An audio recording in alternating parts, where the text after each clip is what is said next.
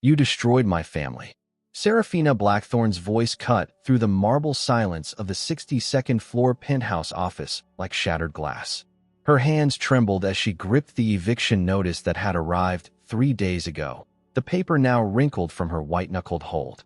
Caspian Ravencrest didn't look up from his computer screen. His fingers continued their methodical dance across the keyboard, each keystroke calculated and precise. The Seattle skyline stretched behind him through floor-to-ceiling windows, but Serafina barely noticed the view. Her entire world had narrowed to the man who had single-handedly obliterated everything she'd ever known. "Security will escort you out in 30 seconds, he said, his voice carrying the kind of cold authority that had built empires and crushed competitors. Still, he refused to meet her eyes. "Look at me." The words came out as a command rather than a request. Something in her tone must have surprised him because his fingers finally stilled on the keyboard. When Caspian Ravencrest turned in his chair, Serafina felt the air leave her lungs. She'd seen his photograph in Forbes and Business Weekly countless times over the past month while researching the man who had orchestrated her family's downfall. But no camera had captured the sharp intelligence in his steel-gray eyes or the way his presence seemed to fill the enormous office. At 29, he possessed the kind of ruthless magnetism that made grown men stumble over their words and seasoned investors beg for his attention. "Miss Blackthorn." He said her name like he was tasting something bitter. "I'm surprised you made it past the lobby. Your security guards are more interested in my librarian badge than my intentions." She pulled the laminated card from her purse and tossed it onto his pristine desk. Apparently, book people aren't considered threatening. A ghost of something that might have been amusement flickered across his features before disappearing. "They should be more careful. The most dangerous people often hide behind the most innocent facades." "Innocent?"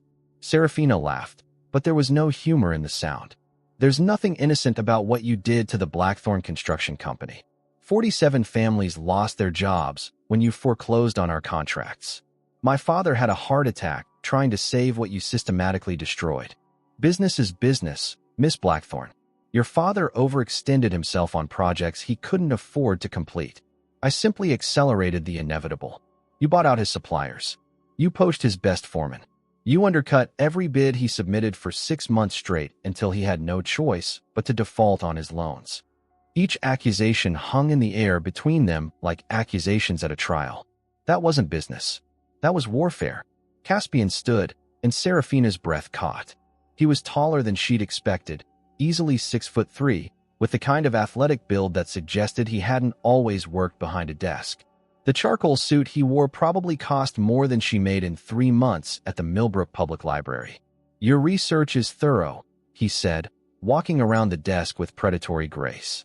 "Tell me, what exactly do you plan to accomplish by confronting me in my office? Do you think tears and moral outrage will somehow undo months of strategic business decisions? I want to know why."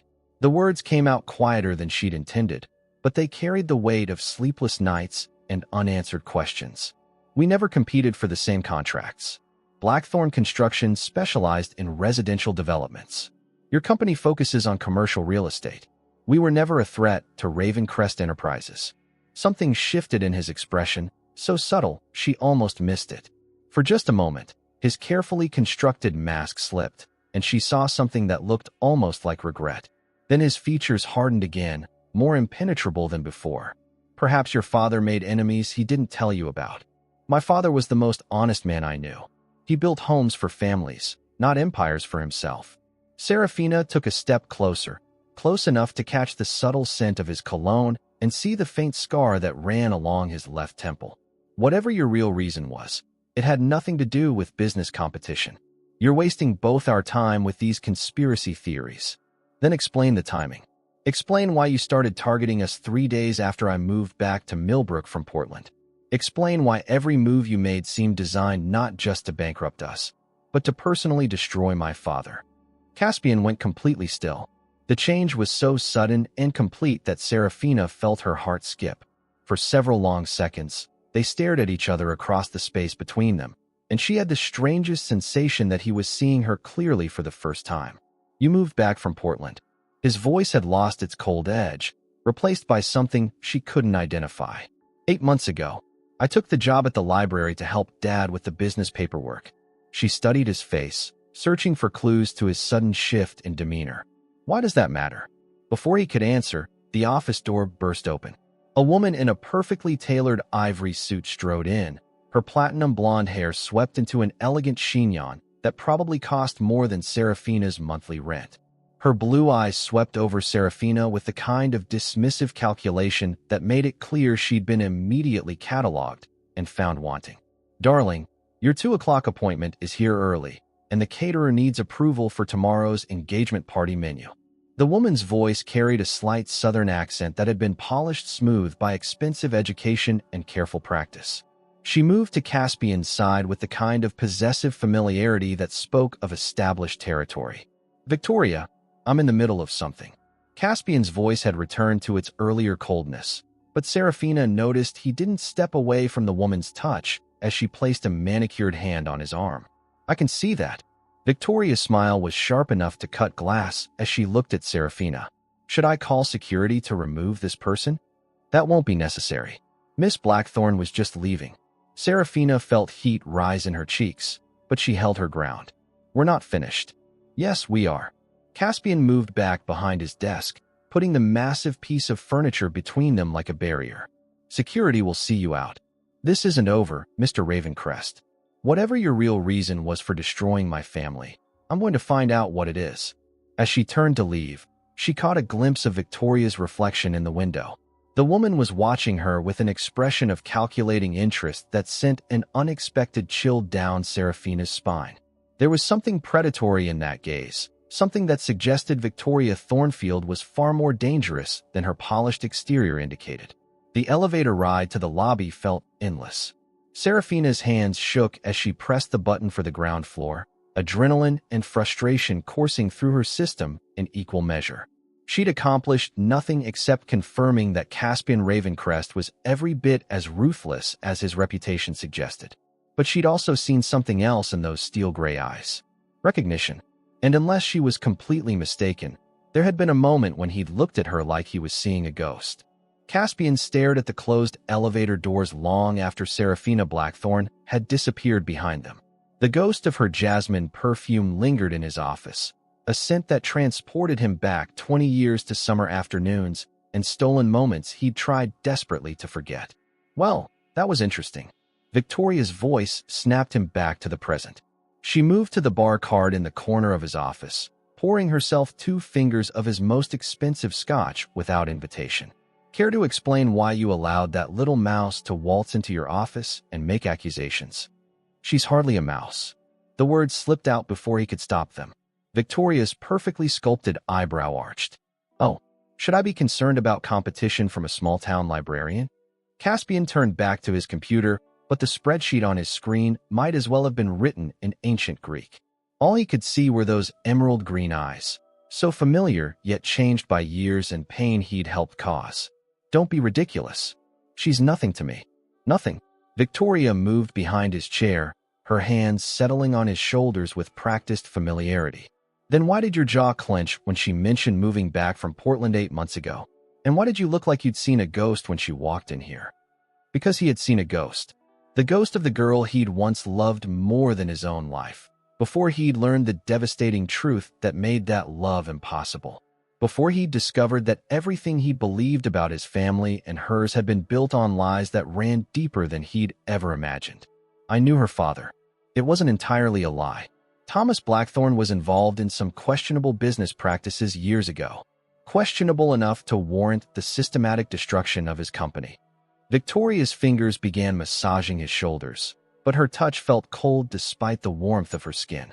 "Darling, I've seen you crush competitors before, but never with such personal attention to detail. You orchestrated every move against Blackthorne Construction like you were conducting a symphony of revenge." Caspian pulled away from her touch and stood, moving to the windows that offered a panoramic view of Elliott Bay. Somewhere out there, Serafina was probably on her way back to Millbrook, back to the small town where their lives had first intersected in ways she could never remember. Some debts take time to collect. What kind of debt? Victoria's voice had taken on a different quality, sharper and more focused. When he glanced at her reflection in the window, Her blue eyes held an intensity that reminded him why she'd been so successful in her own business ventures before their engagement. The kind that's none of your concern. Victoria laughed, but there was no warmth in the sound. Everything that concerns you concerns me, darling. We're getting married in 6 months, remember? Your reputation affects mine, and vice versa. If there's some skeleton in your closet involving the Blackthorn family, I need to know about it. The engagement. Caspian had almost forgotten about the elaborate charade that had been arranged by their respective legal teams 6 months ago. A merger disguised as a marriage, combining the Ravencrest real estate empire with the Thornfield hospitality dynasty. It made perfect business sense, which was why he'd agreed to it without hesitation. That was before Serafina had walked back into his life, bringing with her memories he'd spent years trying to bury. "There are no skeletons," he said, though the words felt like ash in his mouth. Thomas Blackthorn overextended himself financially and paid the price. End of story. If you say so. Victoria finished her scotch and set the crystal tumbler on his desk with deliberate precision. "But I should warn you that I don't appreciate being lied to. I've built my own empire by knowing exactly where I stand with everyone in my life, and I expect the same honesty from my future husband." Before he could respond, Victoria moved closer, close enough that he could smell her expensive perfume and see the calculation behind her perfect smile. "Whatever history you have with Miss Blackthorn, I suggest you resolve it quickly. I won't have some small-town nobody disrupting our plans. She's not a threat to anything, isn't she?" Victoria's hand trailed down his tie, straightening it with possessive precision. "Then you won't mind if I take steps to ensure she stays away from you. From us." Something cold settled in Caspian's chest. "What kind of steps?" "Nothing dramatic. I simply have resources at my disposal that can make life difficult for people who don't know their place." Victoria's smile widened, but it never reached her eyes. Small-town libraries operate on such tight budgets. It would be tragic if the Millbrook Public Library suddenly lost its primary funding sources. "Leave her alone, Victoria." The words came out harder than he'd intended, and Victoria's expression shifted into something predatory and pleased. There it is. The real Caspian Ravencrest. The one who cares about little librarians with green eyes and misguided notions of justice. "I'm warning you." "No, darling, I'm warning you." Victoria stepped back, smoothing her skirt with practiced elegance. "I've invested too much time and effort into this engagement to have it derailed by some ghost from your past. Handle the Blackthorn situation, or I will." After she left, Caspian sank into his chair and pulled open the bottom drawer of his desk. Hidden beneath quarterly reports and legal documents was a manila folder he hadn't touched in years. His hands shook slightly as he opened it, revealing a collection of newspaper clippings, legal documents, and a single photograph that he'd kept despite every rational instinct telling him to destroy it. The photograph showed 2 children, maybe 8 and 10 years old, sitting on a tire swing beside a lake. The boy had dark hair and serious gray eyes, while the girl was laughing at something beyond the camera's range, her auburn hair catching the summer sunlight like fire. They looked nothing alike, those 2 children. Nothing that would suggest the devastating secret that had torn their families apart and made their innocent friendship impossible to continue. Caspian traced the edge of the photograph with one finger, remembering the weight of Serafina's hand in his as they'd walked through the woods behind her family's house. They'd been inseparable that summer, 2 kids who'd found in each other the companionship they'd never experienced with anyone else. Until the night everything changed. Until the night he'd learned why his father had really sent him to spend the summer in Millbrook, and why the Blackthorn name made his mother cry when she thought no one was listening. The truth was written in the legal documents scattered beneath the photograph. Birth certificates, DNA test results, and a letter from his father that explained everything in cold, clinical terms that had shattered Caspian's 10-year-old understanding of the world. He and Serafina were half-siblings, children of the same father, born to different mothers, raised in ignorance of their connection until that terrible summer when everything had come to light. His father had sent him to Millbrook not for a vacation, but to see the results of his affair with Rebecca Blackthorn, to understand the consequences of choices made before Caspian was even born. The irony wasn't lost on him. Thomas Blackthorn had raised another man's child as his own, never knowing that the daughter he loved so much carried the blood of his business rival. and Caspian had spent his adult life destroying the only father Serafina had ever known, driven by a rage he couldn't fully understand until she'd walked into his office today. Seeing her again had brought back every emotion he'd tried to bury. The love he'd felt for her as a child, before he'd understood why it was wrong. The devastating loss when his parents had dragged him away from Millbrook and forbidden him from ever contacting her again. The years of wondering what had become of the girl who'd been his best friend and his first heartbreak. Now she was back, and she was everything he'd imagined she would become. Beautiful, fierce, loyal to the family who'd raised her. She was also completely unaware of the truth that made any relationship between them impossible. Caspian closed the folder and locked it back in his drawer. He'd spent 18 years protecting Serafina from a truth that would destroy her understanding of everything she believed about her family. He wouldn't stop now, no matter how much it cost him. But Victoria was right about one thing. The situation needed to be resolved, and quickly. Because if Serafina kept digging into his reasons for targeting her family, she might uncover secrets that were better left buried. The Millbrook Public Library felt smaller than ever when Serafina returned from Seattle. She moved through the familiar routine of checking returned books and updating the computer system, but her mind kept drifting back to the encounter in Caspian's office. There had been something in his eyes when she'd mentioned moving back from Portland, a recognition that went beyond simple business rivalry. The bell above the front door chimed, and Serafina looked up from her work to see a man she didn't recognize. He was probably in his mid-30s, with perfectly styled blonde hair and the kind of expensive casual wear that marked him as someone from outside their small town. His smile was warm and practiced as he approached her desk. "Miss Blackthorne, my name is Lysander Ashford. I was hoping we could talk." Something about his tone made her cautious. "If you're looking for a library card, I'll need to see identification and proof of local residence." Lysander laughed, a sound that was too calculated to be genuine. "I'm not here for books, I'm afraid. I'm here about Caspian Ravencrest." The name hit her like a physical blow. "I'm sorry, but I don't discuss my personal business with strangers. Even strangers who might be able to help you get justice for what he did to your family." Lysander leaned against her desk, close enough that she could smell his cologne and see the predatory intelligence behind his friendly demeanor. "I know you confronted him yesterday. I also know he had you escorted out of his building like common trash." Serafina's hand moved instinctively to the panic button under her desk. "How could you possibly know that?" "Because I make it my business to know everything about Caspian Ravencrest's activities. The man has made a lot of enemies over the years, Miss Blackthorne. You're just the latest in a long line of people he's destroyed for his own amusement. What do you want?" Lysander reached into his jacket and pulled out a manila folder, setting it on the desk between them. "I want to offer you the chance to hit back. Inside that folder are financial records that show exactly how Ravencrest manipulated the market to destroy your father's business. With the right legal representation, you could not only get justice for your family, but compensation that would set you up for life." Serafina stared at the folder but didn't touch it.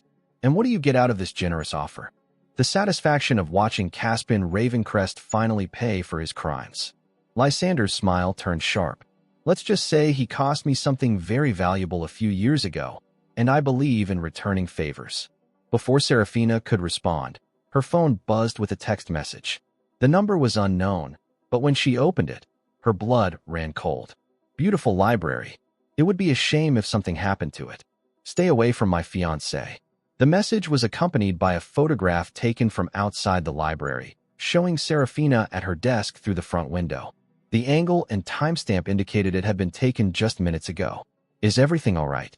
Lysander's voice seemed to come from far away as Serafina stared at the threatening message. "You look like you've seen a ghost. I need you to leave." Her voice was steadier than she felt. "Now. Miss Blackthorne, I understand you're frightened, but now." She stood up, her hand hovering near the panic button. "Take your folder and get out of my library."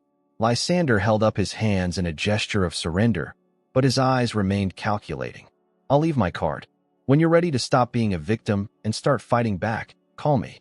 After he left, Serafina locked the front door despite the fact that the library was supposed to remain open for another 3 hours.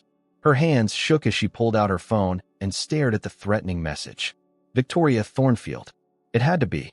The woman she'd met in Caspian's office had made it clear that she considered Serafina a threat, and now she was following through on that assessment. The photograph bothered her more than the words. Someone had been watching her, close enough to take a clear picture through the window. The violation of privacy made her skin crawl, but it was the implicit threat that truly frightened her. If Victoria could arrange surveillance of the library, what else might she be capable of? Serafina was so lost in thought that she almost missed the soft knock on the back door of the library. For a moment, she considered ignoring it, but then she heard a familiar voice calling her name. "Serafina? It's me. Open the door." Caspian. Her heart hammered against her ribs as she moved through the stacks toward the rear of the building. What was he doing here? How had he even known where to find her? She opened the door to find him standing in the narrow alley behind the library, looking decidedly out of place in his expensive suit. His usual confidence seemed strained, and there were lines of tension around his eyes that hadn't been there the day before. "We need to talk." "I don't think that's a good idea." She showed him the text message on her phone. Your fiancé made her position quite clear. Caspian's expression darkened as he read the message. "Victoria sent this? Who else? She made it pretty obvious yesterday that she considers me a threat to your engagement. You're not safe here." He stepped closer, close enough that she could smell his cologne and see the genuine concern in his gray eyes. "Pack a bag. I'm taking you somewhere secure until I can deal with this situation." "Deal with what situation? And why would you help me after what you did to my family?" "Because what I did to your family has nothing to do with how I feel about you." The words seemed to surprise him as much as they surprised her. For a moment, his carefully controlled mask slipped, and she saw something raw and vulnerable in his expression. "How you feel about me?" Serafina laughed, but there was no humor in the sound. "You don't even know me. We met yesterday for the first time in our lives." Something shifted in his expression, so subtle she almost missed it. "Yesterday? Right. Of course." The strange response sent a chill through her. "Caspian, what aren't you telling me?" Before he could answer, the sound of shattering glass echoed from the front of the library.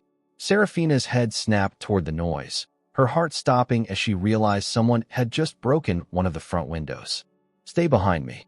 Caspian moved in front of her with the fluid grace of someone accustomed to physical confrontation. "Is there another way out of here?" "The fire exit leads to the parking lot, but that's where we're going." Now, they moved through the library in tense silence, Caspian's body positioned protectively between Serafina and any potential threat. When they reached the emergency exit, he paused to listen for sounds of pursuit before pushing open the door. His black Mercedes was parked directly outside, engine running. "Get in. I'm not going anywhere with you until you explain what's happening." "Serafina, please. I know you have no reason to trust me, but right now I'm the only thing standing between you and people who want to hurt you." "People? Plural?" The implication hit her like a cold wave. "This isn't just about your fiancé, is it?" "No, it's not." He opened the passenger door and gestured for her to get in. "There are things about your family, about our families, that you don't understand. Things that make you valuable to the wrong people." "Our families?" "Caspian, what are you talking about?" The sound of footsteps echoing from inside the library made the decision for her. Serafina dove into the Mercedes just as Caspian gunned the engine, tires squealing as they pulled out of the parking lot. "Where are we going?" "My cabin on Lake Chelan.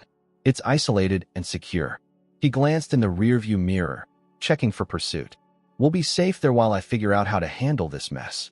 "What mess? And don't tell me this is just about business competition, because I know that's not true." Caspian was quiet for several long moments, his hands gripping the steering wheel with white-knuckled intensity. When he finally spoke, his voice was barely above a whisper. 20 years ago, our fathers made choices that set this entire situation in motion. Choices that affected both our families in ways we're still discovering." "What kind of choices?" "The kind that create secrets.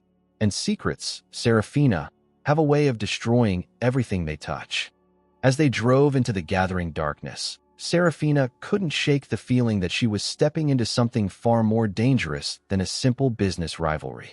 The man beside her held the key to questions she'd never even known to ask, and she was beginning to realize that the answers might change everything she believed about her life. Behind them, the lights of Millbrook faded into the distance, taking with them any illusion of safety she might have harbored. Whatever came next, there would be no going back to the simple life she'd known. The game had begun, and she was already a player whether she wanted to be or not. The cabin materialized out of the darkness like something from a dream. Set on a bluff overlooking Lake Chelan, it was far more luxurious than the rustic retreat Serafina had expected. Floor-to-ceiling windows reflected the moonlight off the water, and warm lights spilled from the interior, making it look like a sanctuary against the night. Caspian killed the engine but didn't immediately get out of the car. His hands remained on the steering wheel, knuckles white with tension. Before we go inside, there's something I need to tell you. Something that's going to change everything you think you know about your family. More revelations? Serafina's laugh held an edge of hysteria. I'm not sure how much more I can handle in one day. This is different. This is about why I really destroyed your father's business. Why I had to keep you away from me, even though it was the last thing I wanted to do. Something in his tone made her look at him more carefully. In the dim light from the dashboard, his face looked younger somehow, more vulnerable. Caspian, you're scaring me. 20 years ago, when we were children, we knew each other. He stopped, seeming to struggle with the words. We were best friends. Inseparable. That summer you spent in Millbrook when your family visited your grandmother, we spent every day together. The words hit her like a physical blow. That's impossible. I would remember. You were 8. I was 10. You probably don't remember because it was traumatic when it ended. When our parents found out about the connection between our families and forbade us from ever seeing each other again. Fragments of memory flickered at the edges of her consciousness. A boy with dark hair and serious eyes. The sound of laughter echoing across water. A tire swing hanging from an old oak tree. I remember a summer at my grandmother's house, but it's all very vague. I was so young. You gave me this. Caspian reached into his jacket and pulled out a small object that caught the moonlight. It was a child's friendship bracelet, woven from colorful embroidery thread, now faded and frayed with age. You made it for me the day before I had to leave. Serafina stared at the bracelet, and suddenly the fragments of memory sharpened into focus. She could see herself sitting by the lake, carefully braiding the threads while a dark-haired boy watched with patient gray eyes. She could remember the weight of his hand in hers as they walked through the woods behind her grandmother's house. Jake. The name came out as a whisper. Your name was Jake. Jacob Caspian Ravencrest.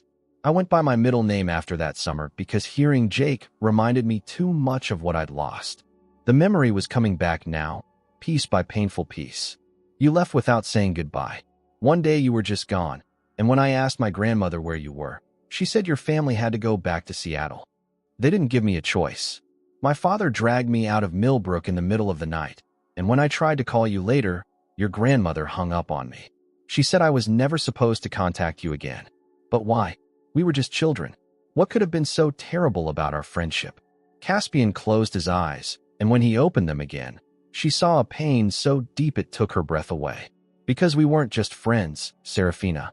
We can never be anything more than friends. We can never be anything at all. I don't understand.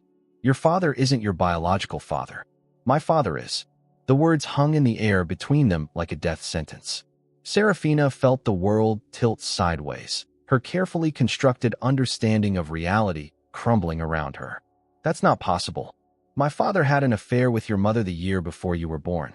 Thomas Blackthorne married her knowing she was pregnant with another man's child, and he raised you as his own. He's been an incredible father to you, but he's not your blood. No. The word came out as barely a whisper. You're lying. Caspian reached into his jacket again and pulled out a manila folder, similar to the one Lysander Ashford had tried to give her at the library. DNA test results. Birth certificate records. Legal documents from when the truth came out 20 years ago. Serafina's hands shook as she opened the folder. The scientific language of the DNA analysis was clinical and precise, but the conclusions were devastating. There was a 99.7% probability that she and Caspian shared the same biological father. This is why you destroyed my family's business. Her voice sounded hollow, even to her own ears.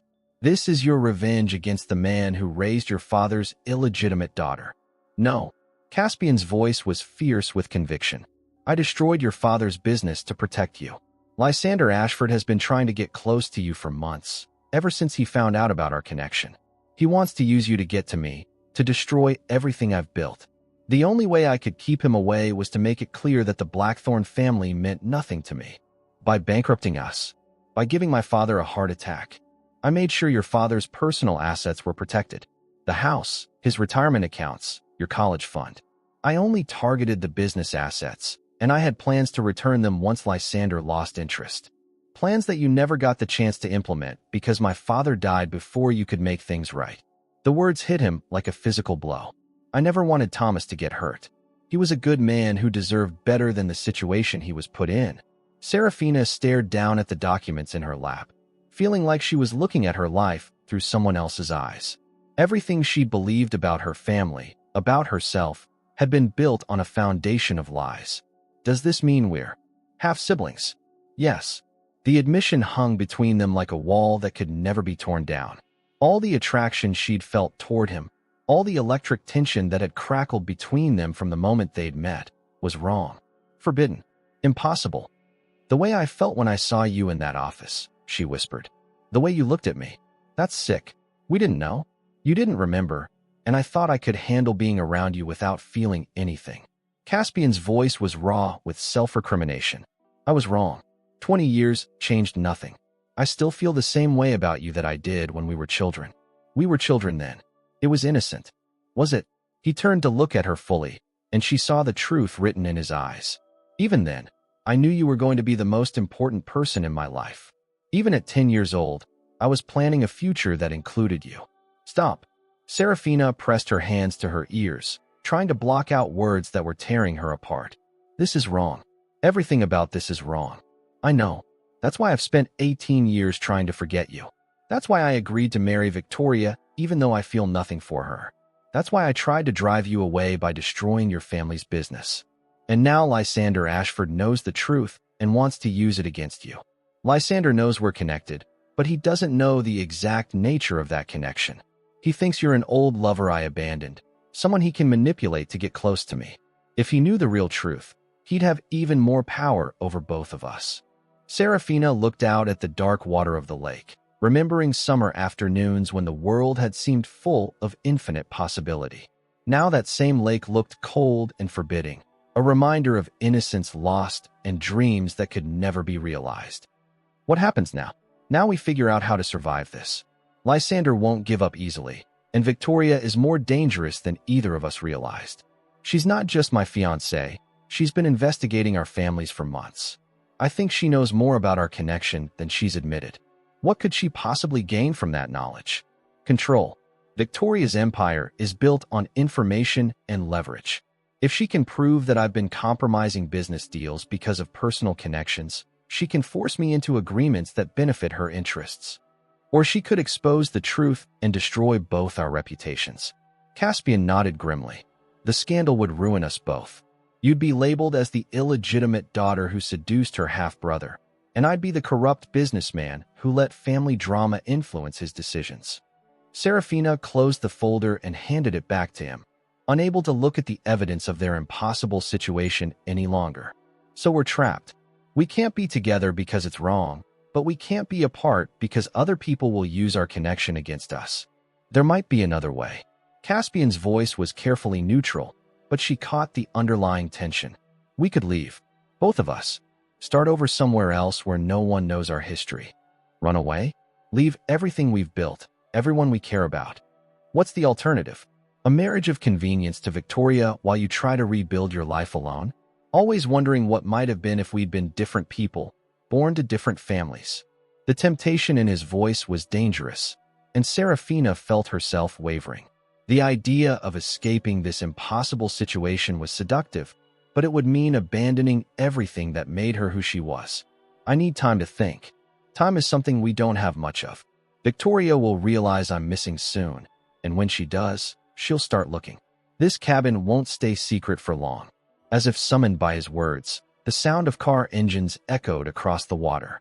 Headlights cut through the darkness, moving up the winding road toward the cabin. Too late.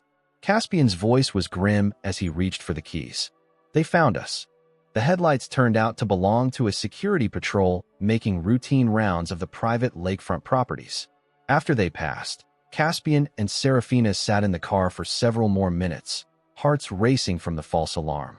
We should go inside, Caspian finally said. It's not safe to stay exposed out here. The cabin's interior was even more impressive than its exterior. A stone fireplace dominated one wall, while the opposite side opened onto a deck that seemed to float above the lake. Despite the luxury surrounding them, the atmosphere was charged with tension and unspoken desires. "There's a guest room upstairs," Caspian said, not meeting her eyes. "You'll be safe there." "Safe from whom? Lysander and Victoria? Or from you?" The question hung between them like a challenge. When he finally looked at her, the raw hunger in his gray eyes made her breath catch. "Both." Serafina moved to the windows overlooking the lake, trying to put distance between them, but she could feel his presence like heat at her back. "Tell me about that summer. Tell me what I can't remember." "Serafina, don't torture yourself with, 'I need to know.' Please." Caspian was quiet for so long she thought he wouldn't answer. When he finally spoke, his voice was soft with memory. "You were fearless. You'd climb the tallest trees, swim to the deepest parts of the lake. You made me brave just by being yourself. What else? You collected smooth stones from the shoreline and insisted they were magic. You said they could grant wishes if you held them tight enough and believed hard enough." A memory flickered. Sitting by the water's edge with a dark-haired boy, both of them clutching small stones and whispering secrets to the wind. "Did you believe in the magic stones?" "I believed in you. That was enough magic for me." The pain in his voice was almost unbearable. Serafina turned from the window to find him watching her with an expression that was part longing, part despair. "We were children then. What we felt was innocent. Was it?" He moved closer, close enough that she could see the gold flecks in his gray eyes. "Because what I'm feeling right now doesn't feel innocent at all. Caspian, we can't. You know we can't. I know what the DNA tests say. I know what society would think. But I also know that 20 years haven't changed how I feel when I look at you. Those feelings are wrong. Are they? Or are they the only real thing in a world full of lies and manipulation?" Before she could answer, his phone rang. Victoria's name flashed on the screen, and the spell between them shattered. "Don't answer it," Serafina said. "I have to. If I don't, she'll send people looking for me." Caspian accepted the call, putting it on speaker. Victoria's voice filled the cabin, honey-sweet with an undertone of steel. "Darling, where are you? You missed our dinner reservation. I had to handle some urgent business. I'll be back tomorrow." "What kind of urgent business requires you to disappear without telling your fiancé?" "The kind that's none of your concern." Victoria's laugh was like broken glass. "Everything you do concerns me, especially when it involves librarians with green eyes and family vendettas." Serafina felt her blood run cold. Victoria knew where they were, or at least suspected. "I don't know what you're talking about." "Don't you? Then you won't mind if I share some interesting photographs with the Seattle Times. Pictures of you and Miss Blackthorne leaving her library together. Pictures of your car parked outside a certain lakefront property." "What do you want, Victoria?" "I want you to remember who you're marrying and why. Our engagement isn't just about combining our business interests. It's about protecting certain secrets that could destroy both our families if they came to light." "What secrets?" "The kind that involve illegitimate children and family trees that don't bear close scrutiny." "Did you really think I didn't know about your connection to the Blackthorne girl? I've known about your little half-sister for months." The word hit Serafina like a physical blow. Half-sister. Spoken aloud by someone else, it sounded even more damning than it had in the privacy of her own thoughts. "You've been investigating us. I've been protecting us. The Thornfield family has its own secrets to hide, darling. Secrets that would be exposed if anyone started digging too deeply into our respective family histories." "What are you talking about?" "Bring Miss Blackthorne back to Seattle. Publicly. Make it clear that your only interest in her is business-related. Do that, and our engagement proceeds as planned. Refuse, and I'll make sure everyone knows exactly what kind of relationship you really have with your dear half-sister." The line went dead, leaving them staring at each other in the sudden silence.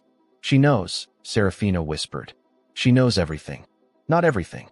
She knows about the family connection, but she doesn't know how we feel about each other. Does it matter? She has enough to destroy us both." Caspian moved to the fireplace and began building a fire with quick, efficient movements.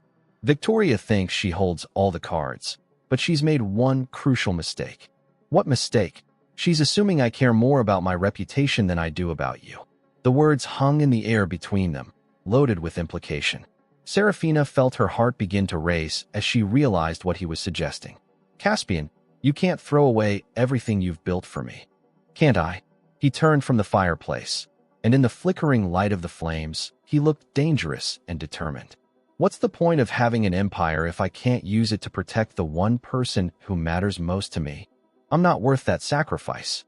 You're worth everything.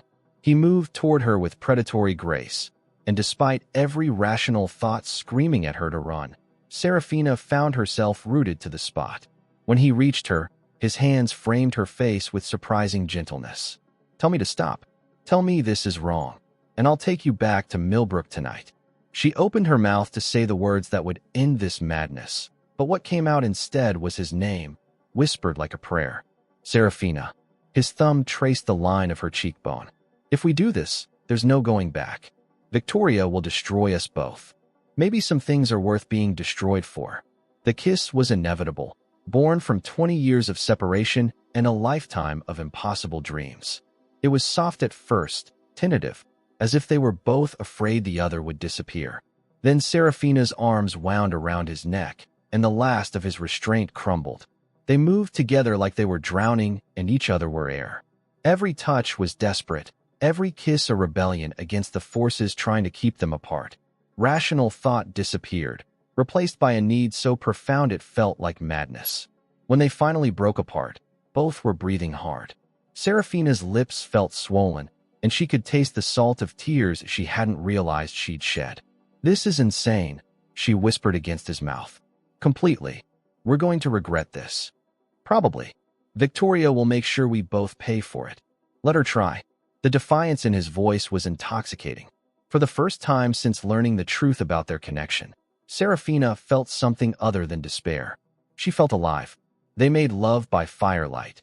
20 years of longing compressed into a single night of passion that was both tender and desperate. Every touch was a small rebellion. Every whispered word a declaration of war against the world that would keep them apart. Afterward, they lay entwined on the couch, watching the flames dance in the fireplace. Serafina traced patterns on Caspian's chest, marveling at how right this felt despite how wrong it was supposed to be. What happens tomorrow? She asked. Tomorrow we fight. Victoria, Lysander, everyone who thinks they can use our connection against us. And if we lose? Then we lose together. Outside, the lake lapped gently against the shore, the same sound that had provided the soundtrack to their childhood friendship. But they were no longer children, and the game they were playing had stakes that could destroy them both. Neither of them slept that night. They were too aware that dawn would bring decisions that could change everything, and too afraid that the magic of this stolen time would disappear with the sunrise. But as the first light began to creep across the water, Serafina knew that whatever came next, she would face it with no regrets. For one perfect night, she had been exactly where she belonged, consequences be damned. Dawn brought more than just sunlight. It brought the sound of boat engines cutting across the still water of Lake Chelan, growing louder as they approached the cabin's private dock. Caspian was already awake, his body tense against Serafina's as he listened to the approaching vessels. We need to move. Now. They dressed quickly, the intimacy of the night before replaced by urgent practicality. Through the windows, Serafina could see two speedboats converging on their location, their occupants dressed in dark clothing that suggested this wasn't a social visit. Lysander, Caspian said grimly. Victoria must have told him where to find us. How many men? Too many. He grabbed a set of keys from a drawer and headed for the back door. There's a trail that leads down to a smaller dock. I keep a boat there for emergencies. They slipped out of the cabin as the first of Lysander's men reached the main dock. The trail was steep and treacherous in the dim morning light, but they moved as quickly as they dared, branches catching at their clothes and loose stones threatening to send them tumbling down the hillside. Behind them, they could hear voices shouting orders and the sound of the cabin door being kicked in. Their head start was measured in minutes, maybe less. The emergency dock was little more than a wooden platform jutting into a secluded cove, but moored to it was a sleek powerboat that looked capable of outrunning anything Lysander might have brought with him. Can you drive one of these? Caspian asked as he untied the mooring lines. I grew up on lakes in Oregon. I can handle it. Good, because I'm going to need my hands free. As if to emphasize his point, The sound of pursuing footsteps crashed through the undergrowth above them. Caspian pulled out his phone and speed-dialed a number as Serafina started the engine. "Marcus, I need an emergency pickup at the south end of Lake Chelan. 2 passengers, hostile pursuit." He paused, listening to the response. 20 minutes? Make it 15. Serafina gunned the engine, and the boat leaped forward like a living thing. Behind them, she could see figures emerging from the tree line, several of them raising what looked like weapons. "Keep your head down," Caspian shouted over the engine noise. The first gunshot cracked across the water just as they rounded a bend in the shoreline. The bullet struck the water 20 feet behind them, sending up a small geyser of spray. "They're not trying to kill us," Serafina realized. "They're trying to disable the boat. Lysander wants us alive. Dead, we're no use to him." They raced across the lake at dangerous speed, the boat skipping across the surface like a stone. More shots echoed behind them, but the distance was growing with every second. Serafina's heart hammered against her ribs as she pushed the engine to its limits. There, Caspian pointed ahead to a small marina where a helicopter sat waiting on the dock, its rotors already spinning. Marcus came through. The transition from boat to helicopter took less than 60 seconds, but it felt like an eternity. As they lifted off, Serafina could see Lysander's boats converging on the marina below, their occupants scrambling onto the dock in futile pursuit. "Where to, Mr. Ravencrest?" the pilot asked through their headsets. Caspian looked at Serafina, and she saw a decision crystallizing in his gray eyes. "Ravencrest Enterprises, the executive conference room. And Marcus? Make sure the building is secure. We're going to have visitors." 20 minutes later, they were back in the Seattle office where this had all began. But the atmosphere was completely different now. Instead of the cold corporate environment Serafina remembered, the conference room felt like a war room. Security personnel moved through the building with purposeful efficiency, and every entrance was monitored by armed guards. "You turned your office building into a fortress," Serafina observed. "When you're fighting people like Victoria and Lysander, you use every advantage you have." As if summoned by the mention of her name, Victoria Thornfield swept into the conference room with her usual perfectly composed elegance. But Serafina caught the tightness around her eyes, the slight tremor in her manicured hands that suggested her composure was carefully maintained. "Well, this is dramatic," Victoria said, settling into a chair across from them. "Helicopter rescues, armed security. One might think you were preparing for war." "One would be right," Caspian replied coldly. "Where's Lysander?" "Probably licking his wounds and planning his next move." "You can't run forever, darling." "I'm not running anymore." Something in his tone made Victoria look at him more sharply. "What does that mean?" Instead of answering, Caspian reached into his jacket and pulled out a manila folder. But this wasn't the same folder he'd shown Serafina at the cabin. This one was thicker, more official-looking. "It means I've been doing some investigating of my own." He opened the folder and spread its contents across the conference table. DNA test results, birth certificates, legal adoption records. Victoria's face went pale as she stared at the documents. "Where did you get these?" "The same private investigation firm you've been using to research my family history." "Interesting how money talks, isn't it?" Serafina leaned forward to examine the papers, her confusion growing as she read. The documents seemed to be about Victoria's family, not theirs. "I don't understand," she said. "Victoria Thornfield isn't who she claims to be," Caspian explained. "Her real name is Victoria Blackthorne. She's Thomas Blackthorne's illegitimate daughter, born from an affair he had 25 years ago." The revelation hit Serafina like a physical blow. "That's impossible." "I'm afraid it's not." Caspian's voice was grim. "Victoria is your half-sister, not me. The DNA tests I showed you yesterday were falsified. She had them created to convince me that we were related, to keep me from getting too close to you." "But why? What could she possibly gain from that deception?" Victoria's mask of composure finally cracked, revealing the calculating predator beneath. "Everything. The Blackthorne Trust Fund. The inheritance that should have been mine by right." "What trust fund?" Serafina's confusion was complete now. "Your grandmother didn't just leave you a house in Millbrook," Victoria said, her voice dripping with venom. "She left you a fortune. Millions of dollars in investments and property holdings that have been held in trust until your 25th birthday." "That's impossible." "I would have known." "Would you?" How carefully did you read those legal documents after she died? How much attention did you pay to the lawyers handling her estate? Serafina's mind raced back to the weeks following her grandmother's funeral. She'd been grief-stricken and overwhelmed by the legal paperwork, content to let the attorneys handle the details while she focused on finishing college.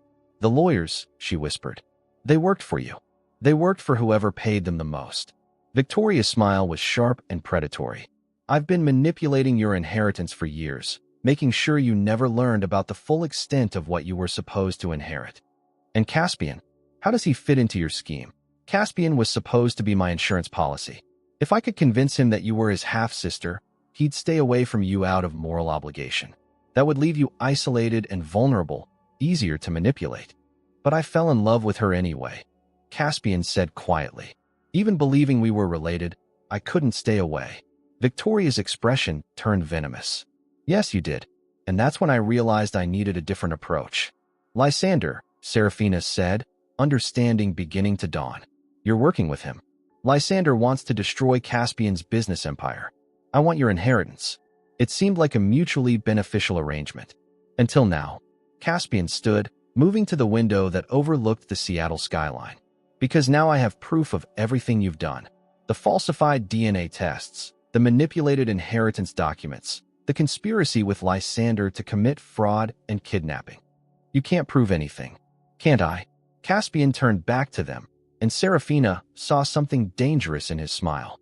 Marcus has been very thorough in his investigations. We have recorded conversations, financial records, even surveillance footage of your meetings with Lysander. Victoria's composure finally shattered completely. You bastard. You self-righteous bastard. Do you have any idea what it's like to watch someone else live the life that should have been yours? To see her inherit everything while you get nothing? You could have approached me directly, Serafina said. If you're really my half-sister, we could have worked something out. I never wanted the money. You never wanted it because you never knew you had it. But I knew. I've known since I was 16 years old that Thomas Blackthorne was my biological father. I've watched your perfect little family from a distance for years, waiting for my chance to claim what's rightfully mine. The pain in Victoria's voice was raw and real, and for a moment Serafina felt something that might have been sympathy. But then she remembered the threats, the manipulation, the violence that had driven them to this point. It's over, Victoria, Caspian said. The police are already on their way. Lysander's been arrested at the marina, and his operation is being dismantled as we speak. As if on cue, the sound of sirens echoed from the street below. Victoria looked toward the windows, then back at Caspian and Serafina, her face cycling through rage, desperation, and finally, resignation. This isn't over, she said as security guards entered the room. You may have won this round, but there are always more games to play. As they led her away, Serafina sank into one of the conference room chairs, overwhelmed by everything that had been revealed. Is it really over? The immediate threat is. Caspian sat beside her, taking her hand in his. But we still have a lot to figure out. About your inheritance, about our relationship, about what comes next. Are we really not related? The real DNA tests confirm it. We share no biological connection whatsoever. The relief that flooded through her was so intense it left her lightheaded. Then what we felt, what we did, was completely natural and right. He lifted her hand to his lips, pressing a gentle kiss to her knuckles. We're free to love each other, Serafina. Finally, after all these years, we're free. Outside the conference room windows, Seattle stretched toward the horizon, full of possibilities that had seemed impossible just hours before. The war was over, but their real story was just beginning. 3 weeks after Victoria's arrest, Serafina sat in the office of Whitmore, Sterling and Associates, staring at documents that revealed the true scope of her grandmother's legacy. The numbers were staggering. Eleanor Blackthorne had been far wealthier than anyone in the family had imagined. Your grandmother was quite the shrewd investor, Attorney Jonathan Whitmore explained, his fingers drumming against the mahogany desk. She started with a small inheritance from her own family and built it into a considerable fortune through careful real estate investments and stock purchases. $15 million. Serafina shook her head in disbelief. And Victoria knew about this the entire time? Miss Thornfield had been monitoring your family's financial situation for years. She'd managed to intercept most of the official correspondence regarding the trust by bribing a clerk in our previous firm. Caspian, who had been quietly reviewing the legal documents, looked up with a frown. What about the birth certificate discrepancies? How did Victoria manage to falsify those records? That's where the situation becomes more complex. Whitmore pulled out another folder, this one marked with official court seals. Victoria Thornfield is indeed Thomas Blackthorne's biological daughter, born from an extramarital affair 25 years ago. However, she was legally adopted by the Thornfield family when she was 6 months old. So she was telling the truth about being my half-sister? Biologically, yes. But legally, she has no claim to the Blackthorne estate because she was formally adopted by another family and all parental rights were terminated. Serafina felt a complex mix of emotions. Victoria was her half-sister, which explained the woman's desperate actions, but it didn't excuse the manipulation and violence. What happens to her now? She's facing multiple charges including fraud, conspiracy, and attempted kidnapping. Her cooperation in providing evidence against Lysander Ashford might reduce her sentence, but she'll likely spend several years in prison. The meeting concluded with Serafina signing documents that officially transferred control of her inheritance. Walking out of the law office, she felt the weight of new responsibility settling on her shoulders. $15 million, she said to Caspian as they drove through downtown Seattle. I don't even know what to do with that kind of money. You could rebuild Blackthorne Construction. Honor your father's memory by continuing his work. The suggestion sparked something in her chest. Actually, I've been thinking about that. But not just construction. What if we created something bigger? A foundation that builds affordable housing for families who can't qualify for traditional mortgages. Caspian's eyes lit up with understanding. Use your inheritance and my business connections to create real change instead of just profit. Exactly. Dad always said that building homes wasn't just about construction. It was about giving families a foundation for their dreams. They drove in comfortable silence for several minutes before Caspian pulled into the parking lot of a small lakefront park. The same park where they'd spent that magical summer 20 years ago. Why are we stopping here? Because there's something I need to show you. Something I should have shown you weeks ago. He led her to a bench overlooking the water, then reached into his jacket and pulled out a small velvet box. Serafina's breath caught as he opened it to reveal a simple but elegant diamond ring. I bought this 3 days after you walked into my office for the first time. Even believing we were half-siblings, even knowing it was impossible, I couldn't stop myself from hoping. Caspian, I know it's fast. I know we've been through hell and back, and maybe you need time to process everything that's happened. Are you asking me what I think you're asking me? He slid off the bench and knelt in front of her, the ring box trembling slightly in his hands. Serafina Blackthorne, will you marry me? Will you help me build something beautiful out of all this chaos? The tears came without warning, but they were tears of joy rather than sorrow. Yes, of course yes. The ring fit perfectly, as if it had been made specifically for her finger. As Caspian slipped it into place, Serafina felt something click into alignment in her chest, like a puzzle piece finding its proper home. There's one more thing, Caspian said, returning to sit beside her on the bench. I had Marcus do some additional research into our family histories. Real research this time, not Victoria's manipulated version. What did he find? Your grandmother and my grandfather were actually business partners in the 1960s. They co-owned several properties in downtown Seattle before some kind of falling out ended their partnership. So our families have been connected for generations. It seems like fate has been trying to bring us together for a very long time. Serafina leaned against his shoulder, watching the sunlight dance across the water. Do you think Victoria will ever forgive us for exposing her schemes? Victoria made her own choices. She could have approached you directly, could have tried to build a relationship instead of attempting to steal your inheritance. I feel sorry for her, but I don't regret stopping her. I keep thinking about what she said, about watching our family from a distance, feeling like an outsider looking in. That doesn't justify what she did to us. Or to your father. No, it doesn't. But I understand the pain that drove her to it. They sat in comfortable silence as the afternoon stretched toward evening. Finally, Caspian spoke again. When do you want to have the wedding? Soon. I've waited 20 years to be with you. I don't want to wait much longer. What about a honeymoon? Somewhere far from Seattle and all the memories of what we've been through. Actually, I was thinking we could go back to Lake Chelan. To the cabin where we finally found each other again. Caspian smiled, pressing a kiss to the top of her head. Perfect. We'll start our new life where our old one was reborn. As they drove home, Serafina looked down at the diamond sparkling on her finger and felt a deep sense of peace settle over her. The war was over, the truth had been revealed, and the future stretched ahead of them like an open road full of infinite possibilities. Tomorrow they would begin planning their wedding and their foundation. They would build something beautiful together, something that honored both the love they'd found and the struggles they'd survived to find it. But tonight, they would simply be together, free at last from the lies and manipulation that had kept them apart for so long. 6 months later, the gardens of the Fairmont Olympic Hotel were transformed into something from a fairy tale. White roses and baby's breath created archways that framed the view of Elliott Bay, while hundreds of guests filled elegant chairs arranged in perfect symmetry on the emerald lawn. Serafina stood before the full-length mirror in the bridal suite, hardly recognizing herself in the flowing silk gown that had belonged to her grandmother. The dress had been carefully altered to fit her figure, but it retained the timeless elegance that had made Eleanor Blackthorne a legend in Seattle society circles.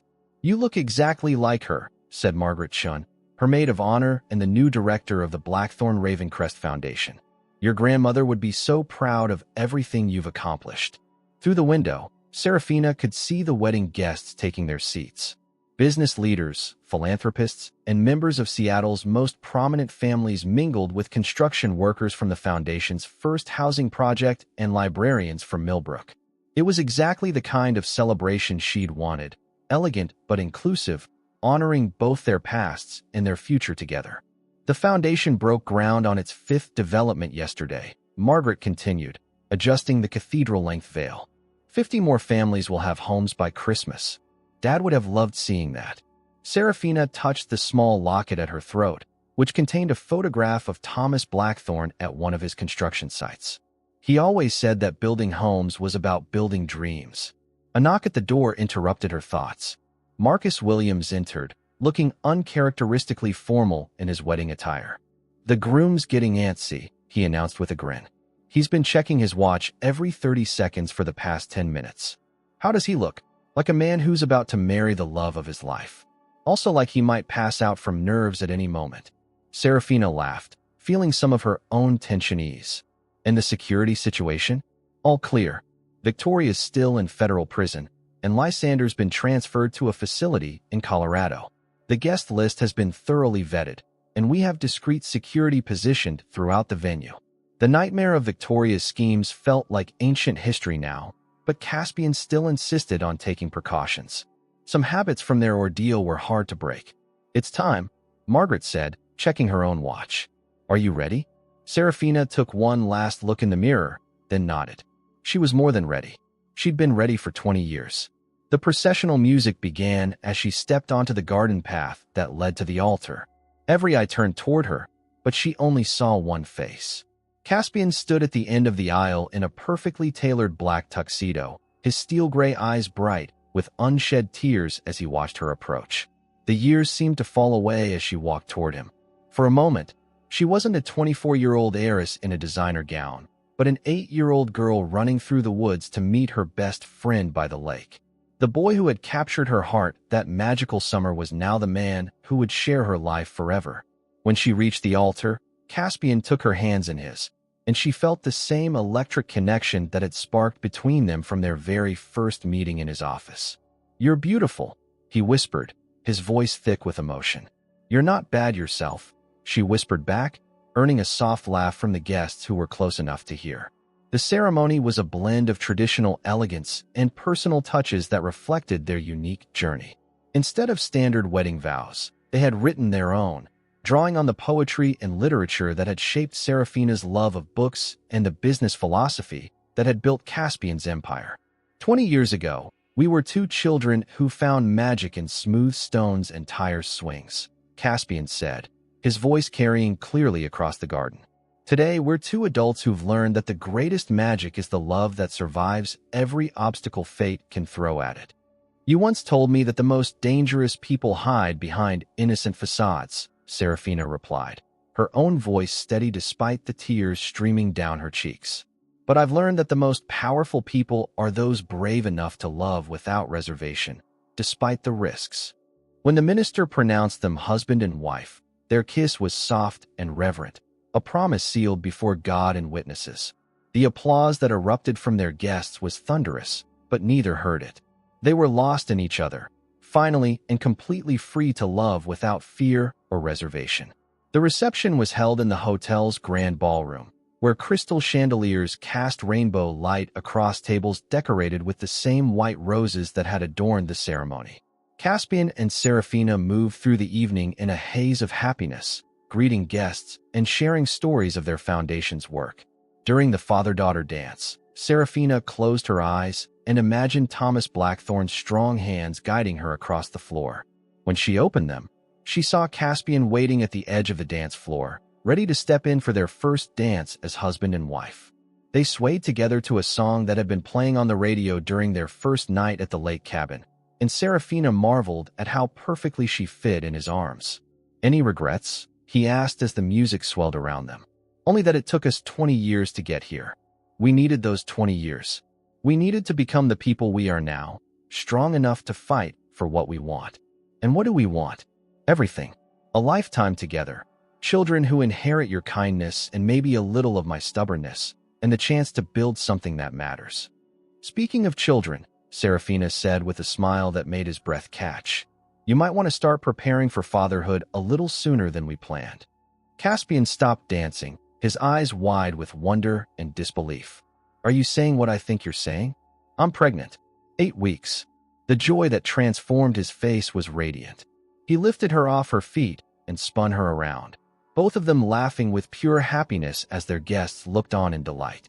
Later that evening, as they stood on the hotel balcony overlooking Elliott Bay, Serafina leaned against her husband's chest and watched the city lights twinkle like stars reflected in the water. "Do you think our children will find love like this?" she asked. "I hope they find something even better. I hope they find it without having to fight for it the way we did. But if they do have to fight, then we'll teach them that some things are worth any battle. That love like ours is rare and precious and worth protecting at any cost." As midnight approached, they slipped away from the celebration and drove to the small lakefront park where Caspian had proposed. The bench where they'd sat overlooking the water was empty, waiting for them like an old friend. They sat together in comfortable silence, watching the moonlight dance across the waves. In the distance, they could see the lights of the cabin where they'd first rediscovered each other, now transformed from a place of desperate refuge into a symbol of their triumph over impossible odds. "I love you, Mrs. Ravencrest," Caspian said, pressing a kiss to her temple. "I love you too, husband, always and forever." They had survived betrayal, manipulation, and forces that had tried to tear them apart. They had built something beautiful from the ashes of their family's secrets and their own shattered trust. And now, with a child on the way and a foundation that was changing lives, they were ready to write the next chapter of their love story. Some fairy tales begin with once upon a time, but theirs began with she was an innocent virgin, he was a millionaire, and her mortal enemy. And like the best fairy tales, it ended with love conquering all and the promise of happily ever after.